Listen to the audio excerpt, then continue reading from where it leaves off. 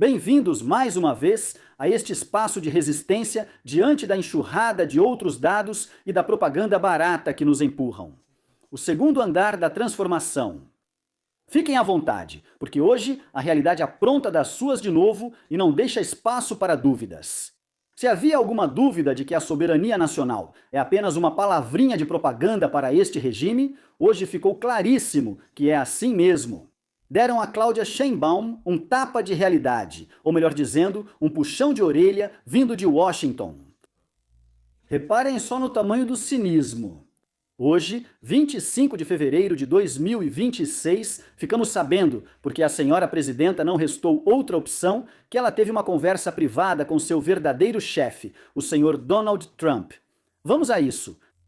Acontece que, após a operação de domingo, onde foi capturado Nemésio Oseguera Cervantes, o Mencho, houve uma ligação de 8 minutos. 8 minutos. Vocês acham que em 8 minutos se coordena uma estratégia bilateral? Por favor, em 8 minutos, só dá tempo de receber instruções e dizer: sim, senhor presidente, o que o senhor mandar. O mais fascinante é que essa ligação foi um segredo de Estado, até que Trump, em seu discurso sobre o Estado da União, ontem à noite no Capitólio, decidiu que já era hora do mundo saber quem manda aqui. Por que esconder isso na segunda ou terça-feira? O silêncio era sepulcral? Ah, bem, porque esperavam que tudo permanecesse em segredo e que a Casa Branca não dissesse nada a respeito, mas aí está o seu segredo. Todos sabemos que, se tem algo que o senhor Laranja adora, é ostentar sua influência e poder. Enquanto isso, Trump se gabou ontem à noite, dizendo que sob seu comando derrubaram um dos líderes de cartéis mais sinistros, assumindo todo o crédito pela operação contra o Jalisco. Nova geração, aqui no México querem nos vender a história da execução exclusiva, da tão falada soberania, da coordenação sem subordinação. E todas essas besteiras que a Xaxis fala todo dia, hoje, na coletiva matinal do povo, ou da propaganda, como preferirem chamar, Sheinbaum apareceu com seu tom de bronca de escola, dizendo: a informação que nós demos é a correta. Ela diz que foi a Sedena e a Marinha, que só houve troca de inteligência, claro, inteligência americana, drones americanos, satélites americanos e, claro, o aval do Trump. Mas ela insiste que não aceita intervenção estrangeira. É como o filho que se orgulha de comprar um carro com esforço próprio, mas quem pagou e entregou as chaves foi o pai. Para nos convencer, mostraram fotos de um helicóptero mexicano com marcas de tiros. Durante sua declaração, lembrou que o assunto já havia sido abordado anteriormente em coletiva, quando o chefe da Secretaria da Defesa Nacional explicou o que aconteceu na operação. Naquela ocasião, detalhou, foram apresentadas imagens do helicóptero que foi atingido durante a intervenção. Que prova irrefutável! Como se isso apagasse o fato de que Trump decidiu que os cartéis são organizações terroristas e nos deixou contra a parede, fazendo o que ele ordenar. Diante da pergunta de uma repórter sobre se poderiam ser divulgados mais elementos visuais, a Xaxis foi direta. Existem outros registros, mas não podem ser tornados públicos. Ela explicou que certas imagens devem ser mantidas sob sigilo, pois mostram informações sensíveis relacionadas aos agentes que participaram da operação. Em poucas palavras, trata-se de proteger a identidade, a estratégia e a segurança do pessoal envolvido. Ele destacou que há outras imagens que devem ser mantidas em sigilo devido aos agentes envolvidos. Dona, ele ressaltou que as informações compartilhadas correspondem ao que legalmente pode ser divulgado, sem comprometer as investigações nem colocar em risco as forças federais. A mensagem foi que não se trata de esconder dados, mas sim de agir com responsabilidade institucional. A divulgação de material visual nesse tipo de operação não envolve apenas interesse público, mas também pode ter implicações na segurança nacional. Assim, o governo federal sustenta que o material apresentado até agora é suficiente para informar sobre o ocorrido, enquanto o restante permanece sob custódia oficial. Pois é, por mim que acredite a mãezinha dele, porque eu não acredito. Sheinbaum explicou que a conversa teve como único propósito tratar da situação do país após a operação realizada em Tapalpa, Jalisco.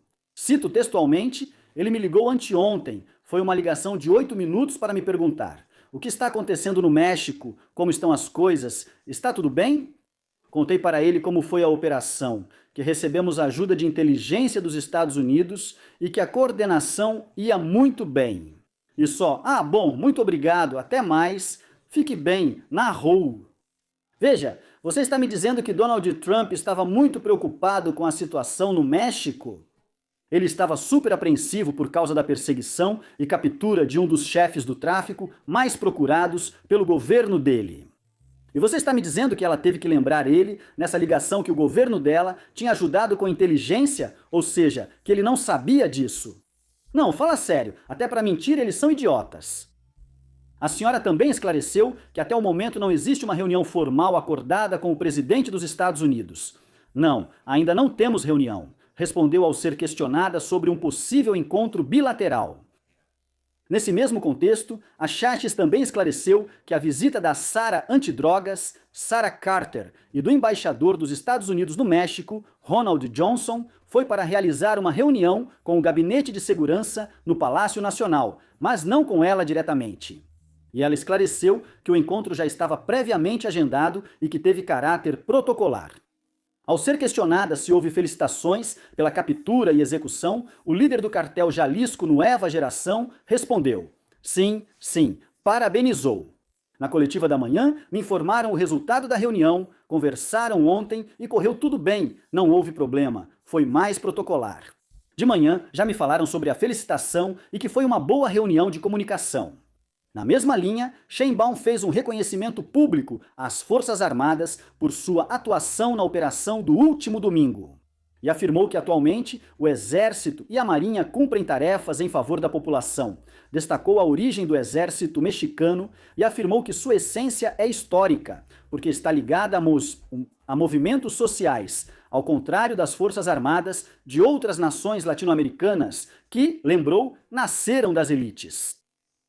Era uma época em que a visão do exército, era outra, porque aquele comandante supremo utilizou as forças armadas contra o povo. Hoje, o exército não é usado contra o povo, mas sim para o seu benefício, em tarefas de segurança, de atendimento à população e na construção de obras estratégicas. Estratégico. Por isso falo das Forças Armadas, pois elas têm um reconhecimento excepcional, o povo do México sente orgulho, disse a senhora.